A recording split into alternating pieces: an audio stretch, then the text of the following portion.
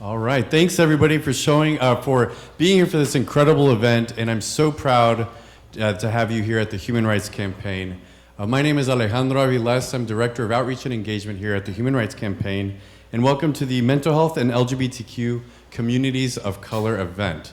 It's been now 2 years in the making, and I'm really excited for this year's presentation. For those in the room, we have a really awesome audience of people from Facebook, so thank you for joining us online, and for those in the room, thank you so much. And I also want to thank HRC for acknowledging the importance of mental health within the LGBTQ community, but also the importance of focusing on the people of color aspect within this really important topic. I'm excited that we have a lot of great information that is also supported by 6,000 responses from LGBTQ youth of color in a recent survey that HRC sponsored, and we're really excited for that to be discussed today. And also, I'm really excited for the panelists that are here today, and a special shout out to La Clínica, which is an organization here in Washington, D.C., and an affiliate of Unidos US, who is one of the inaugural set of LGBTQ affiliate champions. We were working closely, the Human Rights Campaign worked closely with Unidos to help make that happen, and we're so excited to have you here today as well. Just a quick overview of the panel before I pass it over to my colleague. We're gonna have a panel of 4 experts in mental health, and then we'll be joined by 4 advocates within that sphere as well. And once the panel concludes, we'll end the Facebook live stream in order to take questions from folks in the room confidentially. We wanna make it a very healthy event for all of us to both listen to the experts and panels, but also make it a safe space here for us in the room. And as well as we're really excited to have a licensed clinician, Dr. Alfie Breland-Noble, who'll be joining, helping us with, to answer questions via Facebook Live throughout the panel discussion. And with that, I'll want to pass it over to my incredibly awesome colleague, JP Regis.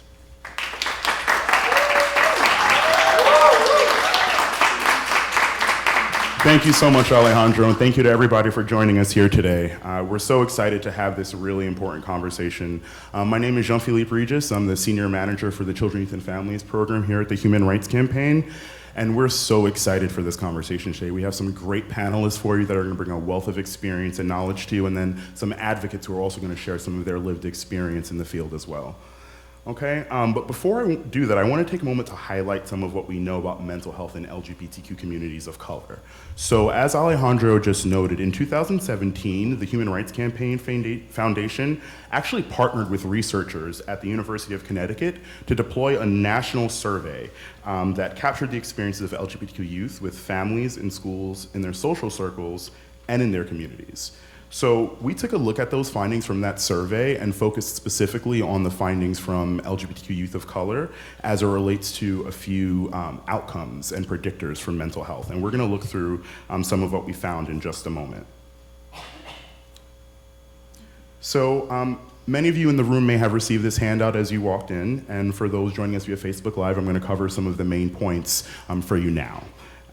So we had a chance to receive responses from over 6,000 LGBTQ youth of color, which is a really great number, because many of you may know that while there's a ton of research in the mental health field as it relates to different demographics, oftentimes it doesn't have an intersectional lens. So what I mean by that is you may be able to find information on mental health in Black African American communities and separately the LGBTQ community, but it's oftentimes that there's a gap in looking at that together and how that overlaps, and that's what we're really excited to cover in some of what we found today. So with the over 6,000 LGBTQ youth of color that were surveyed, we found out that in 1 week, 79% of them noted that they were feeling down or depressed. 73% noted that they usually experience hopelessness or worthlessness, and 82% noted that they usually felt nervous or anxious. Now, those are some pretty stark figures, and when we look at that even further, we see that 94% of the LGBT youth of color who responded to the survey noted that they're having trouble sleeping, and only 35% of that group actually received counseling in the past year. So what does that all mean? Now, these are different measures of factors that impact one's health and overall state of well-being. So what does that mean for a young person's mental health if they are struggling to sleep? And usually, not just sometimes, but usually feeling down, hopeless, and or nervous. And then what does that all mean in relation to the number that I noted about only 35% receiving counseling? That shows a great urgency and a need to address this gap, and that's some of what we'll be covering today in the panel. And then some of you all might be thinking, why aren't they receiving counseling? And we know that's for a host of different reasons. Some of those are related to the fact that many people in marginalized communities struggle with the compounded effects of socioeconomic barriers to healthcare, cultural stigma, generational trauma in systems of care, et cetera. And these can all serve as significant deterrents to receiving help. So this all illustrates a need for the mental health field to examine new and innovative ways to remove some of these barriers and ensure that LGBTQ people and communities of color receive treatment. Let's shift gears just a little bit to examine how racism-related stress might impact LGBTQ people. So here's what we found from the youth that responded to the survey. Only 11% of LGBTQ youth of color felt their ethnic or racial group was regarded positively in the United States.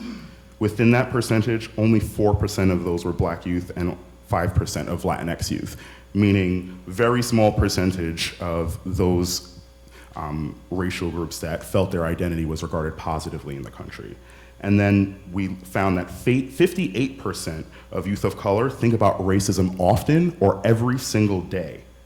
Within that group, 62% of the respondents were Asian or Pacific Islander youth. And then we found that 82% of respondents experienced racism-related stress in their lifetime, and 76 had experienced it in the past year. Now, what I found to be very striking about these findings, 3 out of 4 of LGBT youth of color who responded to this survey experienced varied levels of microaggressions, ranging from having to educate their white LGBTQ community members about race issues to being misunderstood by people within their own racial or ethnic community. So what do these findings mean? How do we contextualize these numbers into understanding how it guides the conversation we're having today? So we know that LGBTQ people of color often face pervasive stigma and discrimination around multiple pieces of their identity. It's not just anti-LGBTQ trauma, it's experiences related to racism and other forms of discrimination as well. And this illustrates the need for healthcare providers to take an intersectional approach with clients in order to offer effective treatment.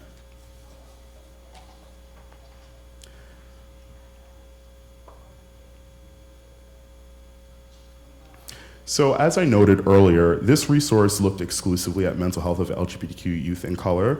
So I'm curious, because the folks in the room and the folks on the line may identify in different age groups or from other different communities, I'm just wondering if any of the findings that I've noted so far resonated with any of you in your experiences, maybe earlier in life or maybe now. So if folks in the room could just, by a raise of hands, show me if you think that resonated with you, and folks on Facebook Live, feel free to enter that via comments if any of these challenges that we're noting for LGBTQ youth of color as it relates to mental health, if you feel like those are experiences that resonate with you. Great. So for those on Facebook Live, that's the majority of folks in the room, and we'll be monitoring the comments to see how you all found this data and whether it applied to your experience. So with that, we'll dive into this more thoroughly in our panel discussions, and we'll have time for question and answers a little bit later. It is my absolute pleasure to welcome the one and only Racine Pendarvis, entertainer and activist extraordinaire, who will be moderating this evening's panel. Racine?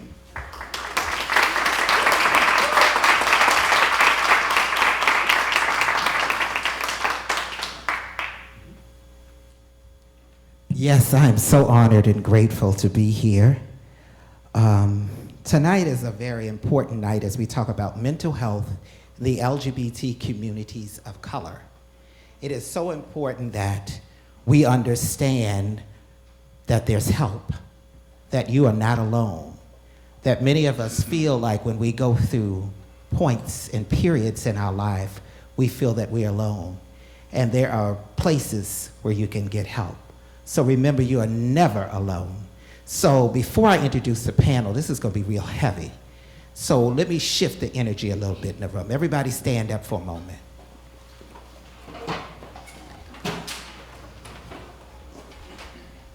I want us to close our eyes, and I want us to breathe in. And I want us to breathe in all of the negative, all of the no's, all of the can'ts. Now let them go and breathe in all the yes, all the M, all the shall, and how special and wonderful you are, and uniquely made. Each one of you are an individual. There is no one greater than you. I want you to wrap your arms around yourself, and I want you to love yourself. I want you to embrace the energy within. I want you to embrace how special and unique you are. Then I want you to turn to your neighbor and give them a hug and say, I love you.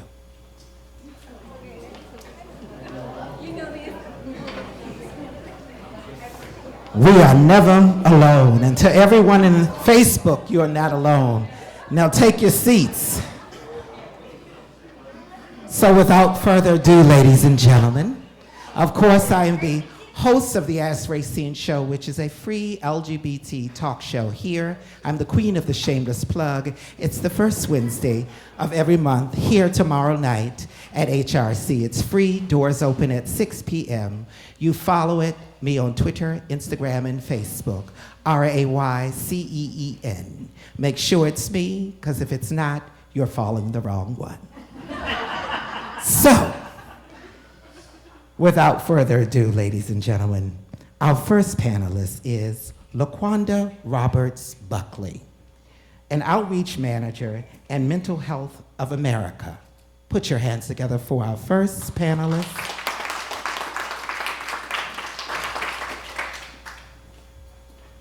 My beloved, take these seats here. You're so grand and fabulous. We're going to put you on your throne. So, without further ado, oops. Oh. Security? We have a little problem with the clicker. We'll get it together. Bear with me. There we go. Our next panelist is Nicole Ornstein Williams, a queer identified Black social worker from Whitman Walker Health. Put your hands together. Our next is Oscar Flores, a licensed independent clinical social worker from La Clinica. Put your hands together. Our next panelist is Tavia Benjamin, Healing Justice Fellow from National Queer and Trans Therapist Color Network.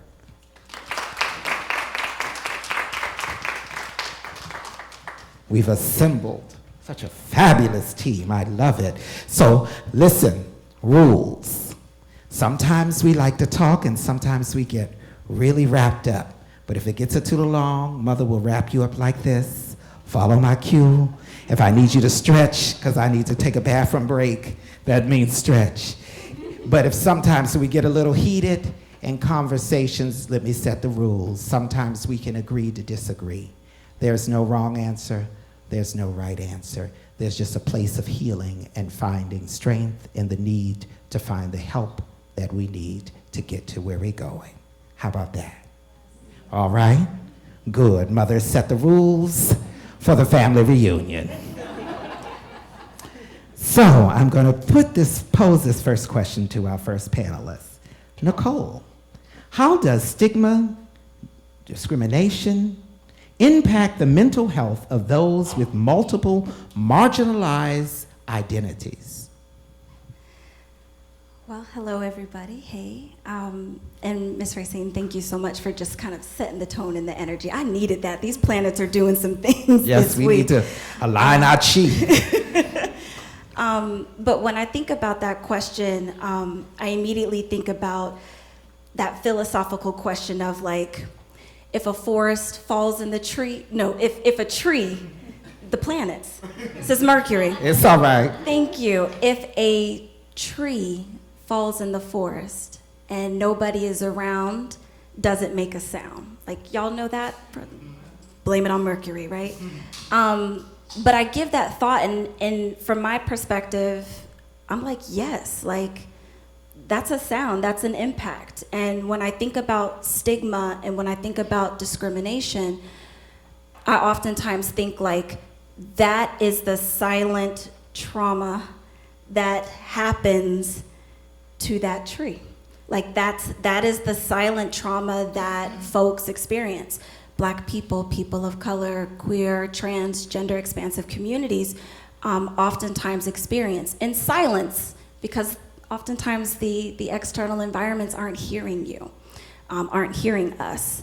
But it doesn't mean that that impact isn't there. You know, sometimes we recognize like that lightning strike, like that impact that hits us. We know that, we feel that.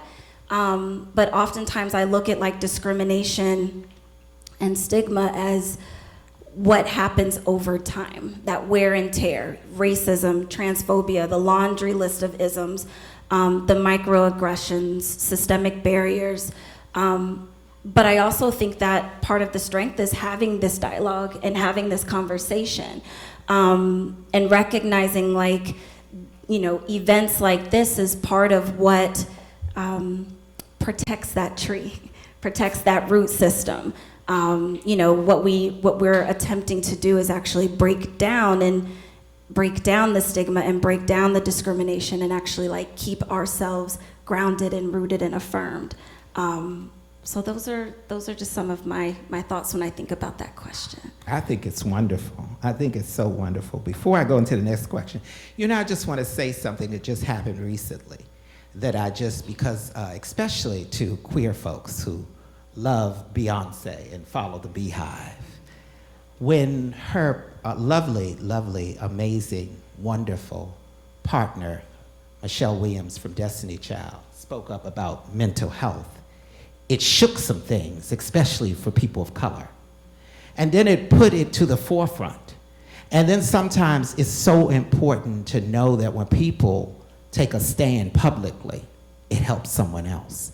And then I saw Twitter just blowing up. All the kids, all the Beehive, all the children, and they start talking and they start communicating and they start opening up and talking about what they were going through.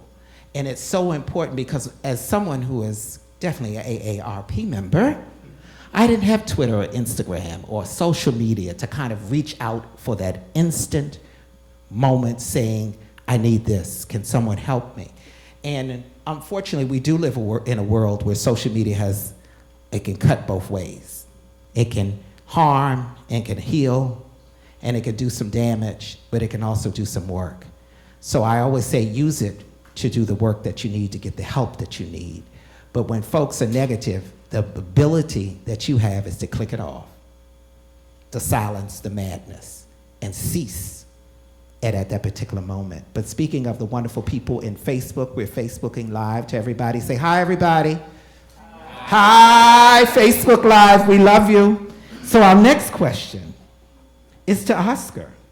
How does the current political climate impact the mental health of LGBTQ people and communities of color?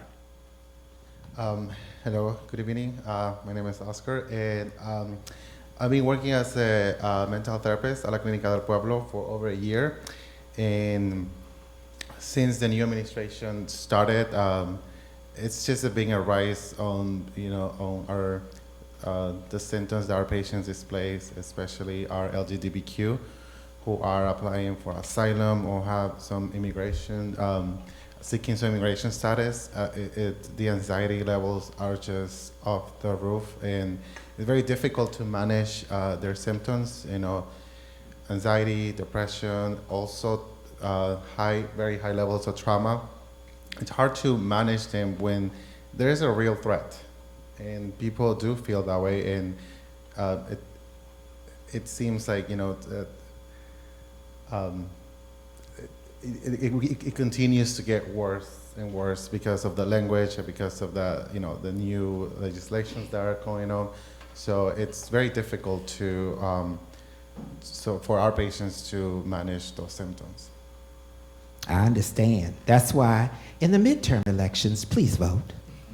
They are coming up. Please vote. Please vote.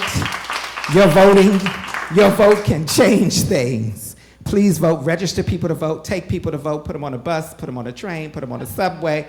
Carry them. Put them on your back. Get them there. So our next question is, name one thing, and this is to Tavia. Name one thing LGBTQ POC without health insurance or on a fixed income can do today for self-care or mental health treatment. Oh, one thing. You might have to wrap me up because I have a few, but I'm gonna keep it to one where I can. I'm Healing Justice Fellow for the National Queer and Trans Therapists of Color Network. And we have a threefold mission of trying to shore up our queer and trans therapists of color so that they can continue doing the work on the ground to heal folks and give them what they need. We also give resources that are based in movement work and social justice around healing justice for folks at large. And then lastly, we provide technical assistance to movement organizations that want to do healing justice work to help them shore up their work. And one of our sources that we do have for folks that don't have insurance or have issues getting health to therapy is that we have a mental health fund that gives queer and trans folks of color money to go seek therapy and pay for up to, I think, 6 visits, but it's on our website. So we give that resource out for people to make it easier to cross that barrier and seek therapy. But also, I think it's important to just be open about what healing takes. Like, healing looks different for a lot of different people, and talk therapy is a great tool, but if you're not have access to that, I think there are great peer support networks that social media has given birth to, like Rest for Resistance is a group on Facebook that's run by Dom Chatterjee. I will look them up, Rest for Resistance. I think that also is a great command, like to rest for resistance. I think our bodies are so caught up and we're always getting attacked and always having visions of our people being, just not living well and being fight all the time. So it's like important to rest. So I think that's a great communal space. They also have a Facebook group called Cutie Pock Healing Space. So people post and they ask for support, like real support. And so people that they may not even know. But I've seen a lot of people get support there and talk to folks and get that peer support, which can be a great stand in the gap when you can't see a therapist. Also, I'm an herbalist in training, so talking to plants, nature, spending time with green space, even in an urban space. If you're able to spend time in green space, hug a tree, or see water, just like, I feel like settling your mind and finding space to carve out to rest and remember that we are all connected and that we've been dealing with things like this for a long time on this soil. So it's like, this is a new threat, but it's like our communities have come through and survived and we're still here. So I feel like that's still within us. So it's important to remember that we have that, can keep that going. So nature, herbs, connect with those that you love when you can, in person or online. And look for other healing modalities if you're interested in them. Like, there's a bunch of them out there, so be expansive and don't limit yourself because it's new or you don't know. So that would be some of mine. I love it. I love it. So remember, take the right herb, not the wrong herb. That wrong herb will have you on the street running around up and down and on copper cars and doing all kind of things. Take the right herbs. We talk about the right herbs. Just because certain herbs are legal in the district doesn't mean that you should be taking them. So we talk about Mother Nature herbs. Well, that herb grows from the ground, but we talk about the other herbs. We talk about the other herbs that you don't pay for, the free herbs. You can grow in your garden. You can't grow that in your garden. You can, but the police will lock you up. So grow the right herbs, honey, and sometimes sit in the park and breathe and wave and talk to strangers, talk to dogs and cats. All of it's connected. I talk to everybody. And sometimes those dogs and cats will talk back and say, no, don't go there. Stay there. It's going to be all right. So get in touch with nature is so important. Get in touch with all the things around. Talk to the rocks, the water, the trees, the flowers, your roses in your garden. Talk to your neighbors. It's important. Do whatever you need to do to get to the healing space. And it's important. Sometimes you have to talk to people that are not there. But if you hear voices, call that number. Talk to you. Sometimes you have to do what you need to do to get the help that you need. Talk to your spirit, your ancestors, those who transition. I talk to them all the time. I speak to them and they guide me. So to my Laquanda, This question is for you. What are some recommendations you have for LGBTQ POC attempting to access complete therapy? One thing I would say, it's so easy to say, okay, let me look at the characteristics of the clinician or the provider, but I would say don't do that first. Look at yourself. Sit down, be still, and do an assessment of what you need from the person that you're going to sit across from. What are those things in your life that are impacting you? What are those things that you may be struggling with? And then in that calm space, rank them simply. And then say, here, this is what I will not compromise on. And once you're in that space, then you go look for a provider. Be very confident in what you want and what you will not accept. Ask the provider when you call, is there anyone on staff who has experience working with the LGBTQ plus community? And wait for their response. If they do not, it doesn't mean that there's not someone there who's competent to help you, but if that is one of your must-haves, then move on. I will always recommend individuals to never expect that provider to identify who you are. Always remember that you are the expert in who you are as a person, who you are as an individual, and who you will be on your process to healing. That provider is there to guide you and provide additional set of insight, never to identify who you are. I'm a person that manages bipolar disorder. So when I look for providers, there's a particular list that I'm searching for. Are you LGBTQ friendly? Do you have experience working with individuals with bipolar disorder? Do you have experience who working with bipolar disorder who's had multiple hospitalizations, who still get up and go to work? Because it's misconception that because I have this disorder and I've had a history of psychosis, that I'm not going to be as functioning as I am. So you have to define that list for yourself. There's great sites out there, such as Psychology Today, where you can go in and look at, okay, this is what this individual will accept. This is what they will not accept. If you have insurance, I recommend that you don't call the provider first. Call your insurance company first. Learn learn what your benefits are. Know how many sessions that you have throughout that year. Learn what your copay is, because usually it is different from your copay when you're going to see your medical doctor. Those are all key things. And I recommend that you do this when you're not in crisis. I am a person who has a history.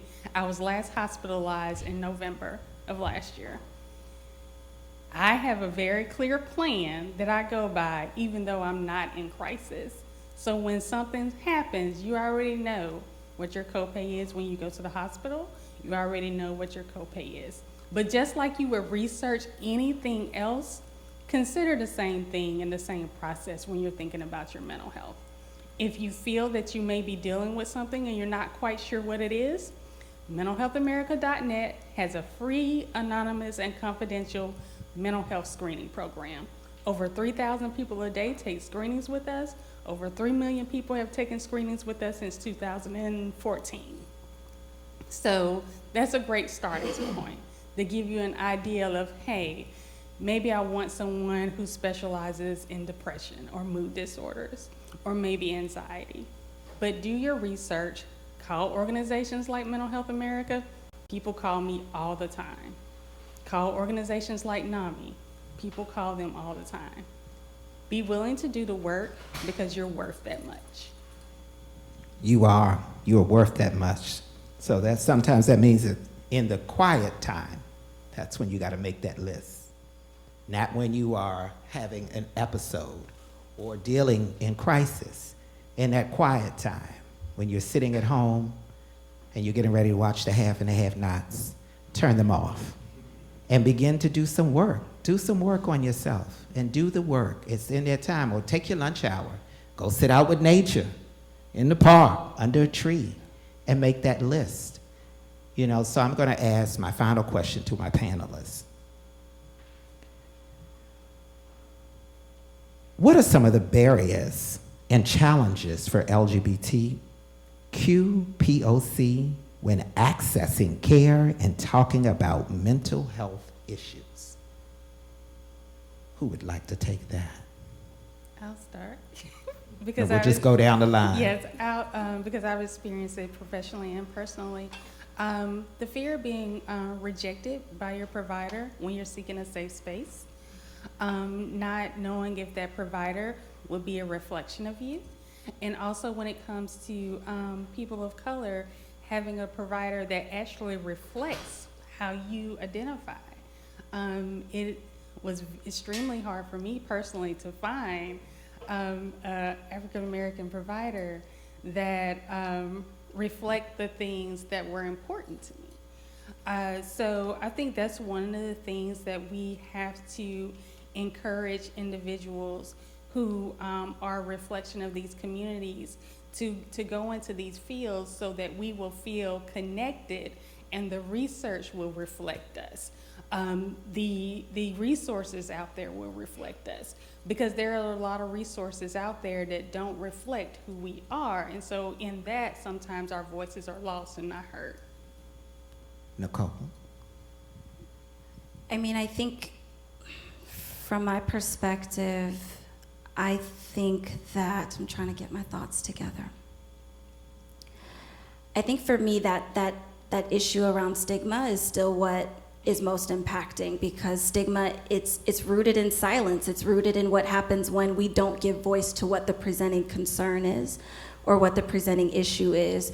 And as a Black queer person, that was ingrained in me. Like, what goes on in the four walls of my family had to stay in those four walls, you know, and not giving myself permission to say, like, spaces do exist where I can heal and I can repair and I can process and I can grow. So I think, you know, that piece related to stigma, I think, continues to be a barrier to care. Oscar? I wanna also make a comment about the previous question about when you are looking for a mental health provider. I think I always tell my patients this, that you're not gonna find, it's very hard to find the right provider on the first trial. You know, it takes some time sometimes, and it's good. It's a good thing to do, to find someone who is LGBT friendly or affirming, who has the expert in that area. And then, like you say, you know, being assertive and what you need is very important too. On the second question, what would be some of the barriers? My experience, mainly with our LGBTQ Latino. So my experience usually like language barriers, also not having providers who are culture competent in the Latino experience, who is highly traumatized in their native countries. So it's very important to find someone who, like, you know, like my colleagues are saying, someone who in a way they make understand where you come from, because, you know, connection is very important in therapy. How about that, Tavia? I feel like all the barriers have been well discussed by my colleagues, but I just want to say we have a tool with the National Queer and Trans Therapists of Color Network. We do have a directory that has over 100 queer and trans therapists of color across the nation, and it has their specialties. They do telehealth, and also, we have some Spanish speaking as well. So I would say, like, take a look at that directory. But I echo everything that's being said around, like, silence and my upbringing around, like, what I experienced and how to express that, and then trying to find that reflected back, and then also, again, trying to find an accurate provider or mental health practitioner that can hold that for me. But yeah, I think just everything's been said, so I'm gonna. Bam. Well, let me say this. You know how they always used to say, I'm from an era when folks were going through changes, they always say, oh, pray it away. You can't always pray it away.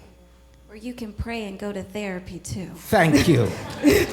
You know, you can use it hand in hand, and it is important that you use all those tools.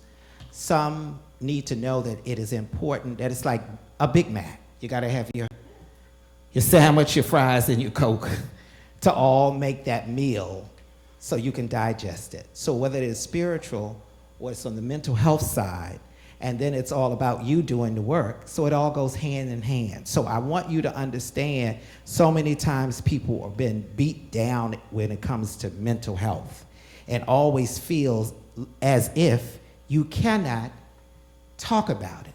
And it's important to talk about it. And it's important to use all of the tools that you have laid down, like you beating your face from Mac Faxter, you know, and lay it down and create that combo for you, what that may look like. So we're going to go into our second panel. Give them a round of applause, ladies and gentlemen. You can stay seated. Oh no, you can move out. Shifting, moving right along.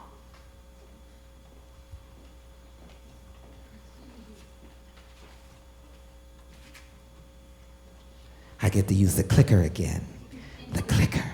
Let me see if I get it right, honey. If I get it wrong, please forgive me. Ah, I've got it right. Ladies and gentlemen, our first is Blair Imani, founder and executive director of Equality for Her. Give her a round of applause. I'll just hold on to them. Hold on to him, my beloved. Our next is Cole Monroe, president from Transcendent Charlotte. Give Cole a round of applause. Our third is Earl D. Folks Jr., president and CEO of Center for Black Equality Incorporated.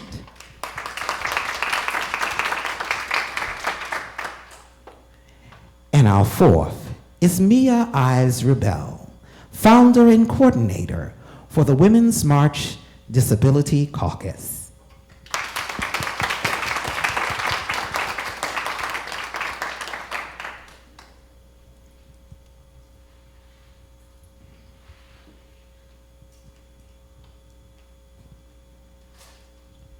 So we'll go right into it. Our first question, and this is for Earl folks. Why is mental health in the LGBTQ communities of color important to you? There are basically two reasons.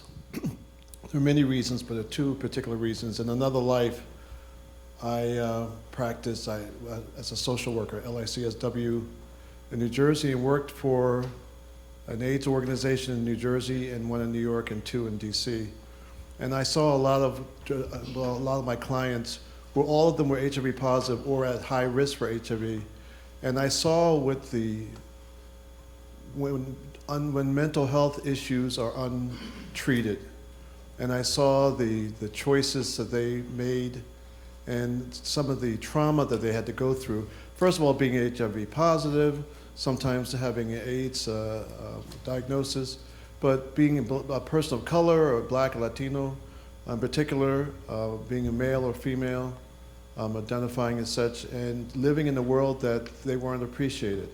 And it exacerbated their mental health issues and made it very difficult for them to survive in our society. The second reason is more personal. Is that my mother suffered from mental health issues, and even though she was not a member of the LGBTQ community, she realized she needed help and sought the help, and as a family we were able to support her, and thus removing the stigma that's often associated when we have someone in our family who has mental health issues. We stood by her, and because of the foundation she laid and support as a openly gay person, and my sister's a lesbian, I'm able to do the work that I did, but she acknowledged her mental health issues and sought help. And I think she did at the time was very courageous. Thank you. So our next question is to Blair Imani. Can you share an example of a time you felt the impact of multiple marginalized identities? How did that make you feel? Thank you. So I saw this question and I thought it was interesting to think about impact and to think like so often when we encompass multiple marginalized identities, we're often pushed by society to think that it's a detriment, like we have these many demerits that keep us away from whiteness. And recently on a trip to Kenya, I had that totally reframed. First of all, go to Africa if you haven't, like, it's amazing. But when I was in Kenya, one of the facilitators in the organization I was with said that I was a flower with many petals. And I thought that was really powerful because I started to think of all my identities not as like separate and detrimental, but as part of an organism myself, but the petals all coming together and providing, whether it's nourishment or culture or just a part of me, and to not think of it as these separate entities, but thinking it as something coming together to make it very beautiful. But before I framed it in that way, it was very easy for me to think, oh, well, are they talking down to me because they know that I'm queer, or because I'm Muslim, or because I'm black, or because they think I'm something else? Because I remember after the 2016 elections, and depending on what my hairstyle looks like, I can be read as a lot of different things. So I have the benefit of light skin privilege, but then also kind of the detriment of being this like bigotry Rorschach test. So it's complex. But one time in particular was it was a social media interaction, which is where a lot of the hate that I deal with comes from, because I'm on social media all the time. So just naturally, that's where it is. But one person had so I have a book called Modern Herstory that's coming out soon. It's available for pre-order, no press. Thank you. But somebody was like, oh, I just can't share your book. There's too many LGBT in it. And I was like, okay, thought we were friends, whatever. And then I shared that, and it was funny because somebody said, well, if it wasn't that there's so many LGBT in it, it's because there's too many people of color in it. And it was like, well, are they racist or homophobic? Who knows?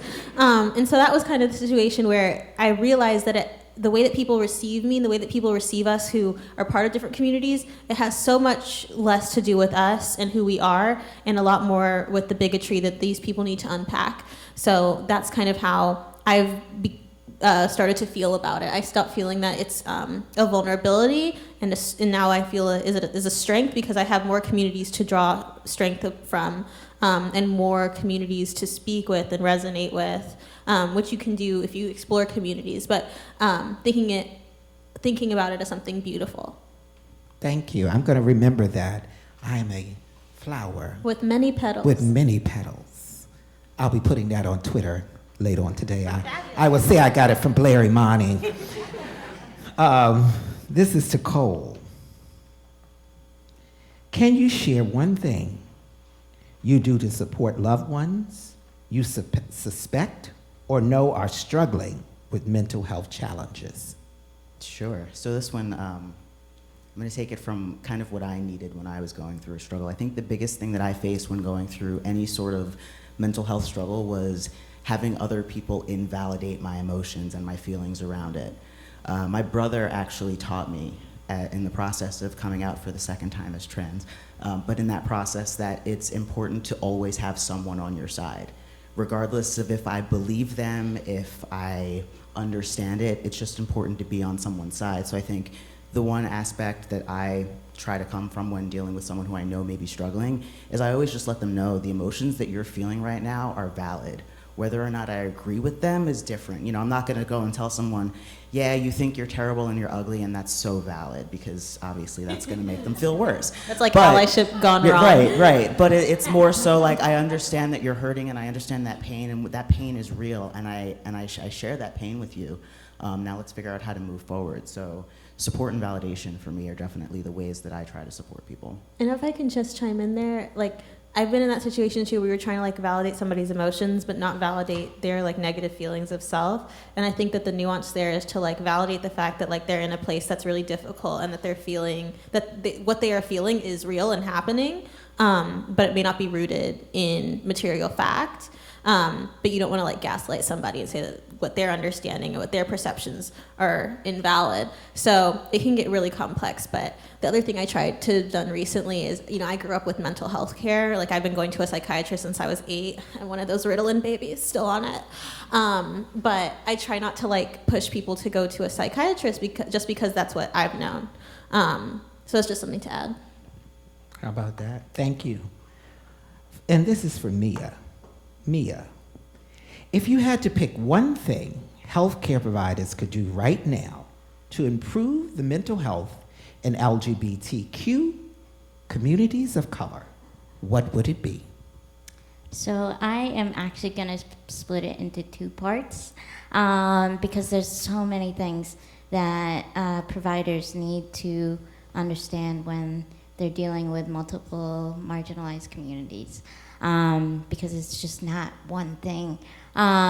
So part A would be just to be super open and understanding of different experiences, because none of us experience life in the same way. And unfortunately, knowing that, like, I used to actually provide services for people with mental health issues and various other identities, and understanding that you can get to, especially if you're a provider, you can get to this place where you kind of have these assumptions already put in place because you've like heard similar stories, and then that can be really detrimental to the relationship that you create with the individual that you're working with.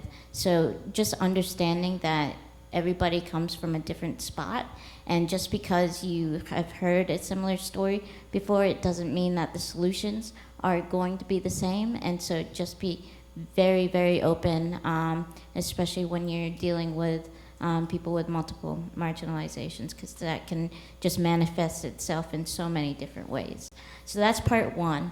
Part 2, this is like a big thing that I've been actually talking to a lot of social workers on, is stop calling the police. We, in the School of Social Work, are told, you need to call 911 if you hear an individual wants to commit suicide, or if they talk about suicide. Some social workers are taught how to do sort of a suicide assessment, a threat assessment. But the problem is that we as social workers often too much lean on the 911 aspect, which often brings the police with it, causing significant issues within communities of color. And so that's something that I really, really talk to a lot of providers about, is to really pull back on that training that we've gotten in school, which is like the first thing that you're supposed to do is call the police. So when I was providing services, I would actually take the individual myself and take them to the hospital if that was something that they really felt like would help them. And I know that's not possible for everybody, but to really, really think about the cost benefits of actually calling the police, because that can just tear up the relationship. It can tear up the individual's life. It can tear up their family members' lives. So it's just something that really, really needs to be taken into account when working with multiply marginalized individuals, especially people of color. All right, thank you. So this question is for each panelist before we close out our Facebook Live portion. So to close out, this is to each one of you, and we'll start with Cole and work our way down. Name 2 things that LGBTQ POC can do today to improve their mental health. Okay, so I think 2 things, man, that's tough. I have a whole list in my head. So first thing, and I say that I do this, is write down your feelings. I know that growing up I was kind of scared into not writing down my feelings, and getting it out of your head onto the paper, releasing it into the universe does amazing things for your mental health. And then number two, I think move your body. This is advice for everyone, just move your body. Our bodies are not meant to be still, and that stillness creates a lot of discordance in our head. So moving your body is key to, I think, feeling at least a notch better. I think that in the similar vein of like writing your feelings, write affirmations about yourself. Somebody recently came up to me and was like, "Oh, girl, you're fabulous, but you know that." And you're like, that's just kind of like colloquial, but it's also like, you should know that. When somebody tells you that you're fabulous, it shouldn't be the first or third or 18th time you've heard it. You should have told yourself that the first thing in the morning. You come into the world, this is my mom's advice straight up. So shout out to Christina Lupu who raised me. But she always says the first thing, the first person you know in the world is yourself. And if you're not on your team 100%, then how can you expect anybody else to be? My mom's a little problematic with that. But I think that it's a good foundational message to like wake up in the morning. And what I do is, like when I was in middle school through today, I have a whiteboard, or not a whiteboard, a dry erase marker, and on my mirror, I write affirmations change it up every month. And it doesn't have to just be physical. It can be, something about your spirit, something about what you do. And to write those affirmations down, because if you just have it ambient, like just around your house, it will become part of your psyche. So that's a really great thing to do. The second thing is this is something I've been working on, but kind of like realize the way that whiteness shapes how you are told to feel about yourself, and start to deconstruct that. I think that's a really great thing to do, like little things like my aunts and uncles would say, like things about like you having good hair or pinching my nose to make it pointier. Like, that's some problematic shit, but it happens. And like really understanding that that's rooted in whiteness and not rooted in me. And so those are two things that I think that can start to change the way that you view yourself in a world that tells you to view yourself negatively. Did you say whiteboard? A whiteboard marker? Oh, okay. Yeah. It can be a blackboard. I'm down for that too. I just want to make sure. The two things. First of all, surround yourself by positive, good people. We're all imperfect, so you're not going to find perfect people, but good people who are going to be honest and loving and treat you with love and respect. That's key. And it's not easy sometimes, but I'm very fortunate I have a group of people who keep me, and which leads to my second thing, living your own truth and be honest to yourself, and they keep me honest. If you have good people, they'll tell you when you aren't doing right, and they'll tell you in love. They're not telling you to criticize you, put you down. They'll tell you to build you up, to edify you, so that you can, perhaps in your delayed wisdom, realize that that's not the best course of action to take. But surrounding yourself by loving, honest people is key. And the second thing is living in your own truth. Accept your flaws, your humanality. I think two things. One is being forgiving of yourself. I think a lot of us are really hard on ourselves, especially internally. We tell ourselves a lot of things, and we just need to learn how, even if we make a mistake, to understand that, like, okay, I made a mistake, let's move on. I'll learn from this. We'll keep on going. So that's number one. Number two is scheduling self-love time. A lot of us get really, really busy in our everyday lives. And even if you're not busy, we forget to set out a time that we can do something that we truly love and that we truly enjoy. And that's something that I always try and repeat to myself, is scheduling that time, that me time, to really enjoy life. Especially in the activist community, we spend a lot of time trying to help the world, and not think about what we're doing detrimentally to our own mental health. And so, I really think that we can't help others without making sure that ourselves are really, really solid and in a good place. How about that? That's a lot. That's a lot. So I think we do have room for one more. We have wiggle room before we close out. But I'll just say this. My two things are, in the immortal words of the Help, always affirm yourself. You is kind. You is smart. You is important. So look at yourself in the mirror and say those things every day. Or give yourself your own 3 models of life. And then you can always taking care of yourself. I always say taking care of yourself, finding that time to, just take care of you. Whatever that may look like. Do a little shopping. All the gays have excellent credit. So do a little shopping. Go to Marshall's, go to Ross. I've not been given any money to endorse them, but in case you are looking for a new spokesperson. But, and also, always, I'm the queen of the shameless plug. I am a wonderful nail technician. Come and see Racine.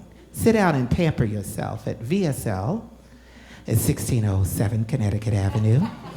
I'm the queen of the shameless plug. Nails by Racine. Come and see me, 202-332-3757.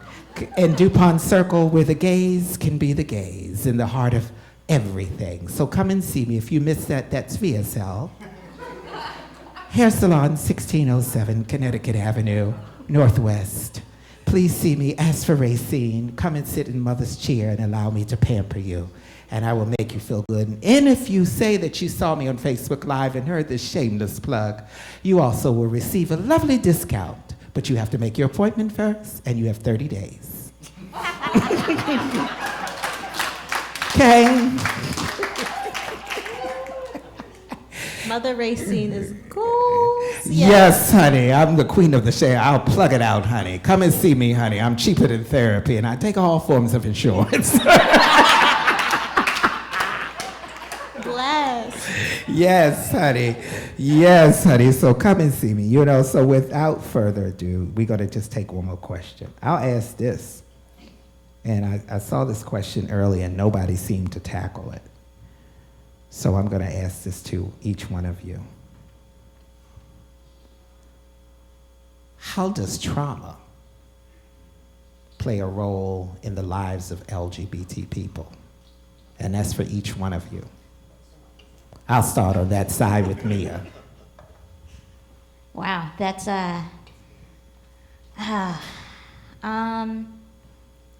I think a lot of times that, especially in not only the LGBTQ community, but in people of color communities, every day feels like trauma. Because there's so many people telling you you're not experiencing what you're experiencing. And so it starts to add up in your life. And I think that's, unfortunately, the reality that a lot of people face, which is why mental health issues are so prevalent in our communities, is because of this just microaggressions that are occurring in our communities. And it's something that, why I always suggest doing self-care and really making sure that you take care of yourself, because there's a lot of people who won't, and there's a lot of people who want to tear you down or gaslight you or a number of things. And it's just, understanding that you need to take care of yourself. You need to, make sure that you're okay in this world and that you're supported. How about that? Earl? I think trauma, especially, we talk about trauma, external trauma, but we don't often talk about the trauma that happens within our community, the trauma that LGBTQ people, and especially of color, that we do each other, we traumatize each other from our own base of trauma. And it starts when you're very young. I have a nephew, he's 11 years old. I don't know what he's going to be, how he's going to identify. But he was told in school that that he was made fun of because he was brown skinned. He was darker than the other kids. And my sister was telling me this, and I'm like, they still do stuff like this in 2018? And that this, in a black school, he's made fun of because he's black. Well, what kind of, what should he be? And so, to make a long story short, I got him a Chocolate Boy shirt to wear, and which is his favorite shirt, and told him anytime that someone in school tells you that makes fun of you being black, you raise your fists up and say Black Power. Yes. Well, he did it. And my sister said, I don't understand what happened to Sean. He was going around as teachers, so he's walking around saying Black Power. Where he got that from? I don't know. But the trauma starts from birth and it continues, and until we break the trauma within our own community, stop traumatizing each other like it's Halloween, we're not going to be able to move very far in self-healing. Yes to that. I had an uncle like you, Uncle Vernon, and he was actually a Black Panther, and my parents were always wondering why I was ending up so radical, but we need people like that in our lives, you know? For me, I think that the trauma shows up in ways where when we experience joy or we experience something to celebrate, we almost don't know what to do. And that's why I love Black Twitter so much, because you have people with all levels of like trauma and problems, people being dead, like, you know, like we're all freaking out about rent being due tomorrow, you know, which it is, surprise, you know, reminder.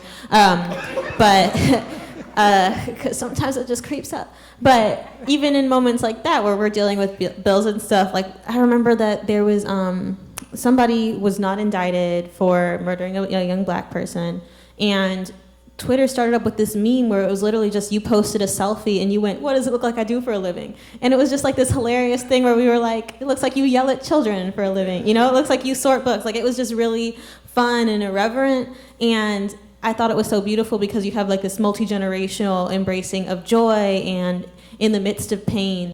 And it's not new. It's if you read this piece by Feminista Jones on Salon, I think it's from 2014, but it talks about how Black Twitter is the current iteration of what began prior to the Underground Railroad. Like Black people have been separated in slavery. We had to make up our own communication and really finesse and communicate with different types of language. And so the memes of today, that's, you know, like the patois of yesterday, and there are also patois memes, not erasing that.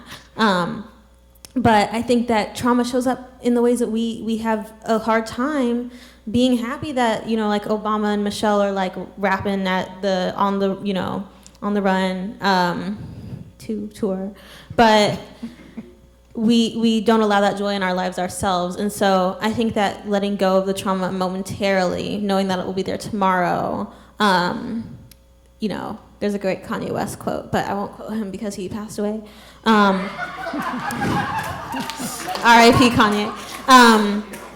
But, you know, it's like, what's worse, the pain or the hangover? It's one of his quotes. So, you know, kind of enjoying in the moment. That's something that we struggle with and that I'd like to see us do more of, because the pain will be there tomorrow. Nice. It's hard to come after that. I've quoted Kanye on almost every panel I've been on. I apologize. So I have kind of a two-part answer for this. I think that trauma shows up in the fact that we don't go and try to receive help for the things that we need help with. A lot of us face trauma from mental health professionals, from just health professionals in general, so I think it stops us from going out there and receiving help. And also, trauma is passed down generation to generation, so all we're doing by not addressing our trauma and not trying to alleviate our trauma or heal it in some way, we're passing that down to our kids, to our nieces, because they're gonna pick up on that trauma even if they're not related by blood. You know, I've picked up on my parents' trauma, and I'm sure that my nieces will pick up on my trauma, and to address that now and to try to heal those wounds is a way to prevent or lessen this trauma for the next generation and generations coming after that. Thank you all. So we are going to close out this segment, but just for Facebook Live, so that means audience still stay. Do not go anywhere. So to everyone in Facebook, we'd like to tell you thank you for joining us, but your time is up. And we'll see you next time. And give our wonderful panelists a round of applause. Hit those emojis, Facebook. Hit those emojis. So at this time, we're going to bring our first group of panelists back out.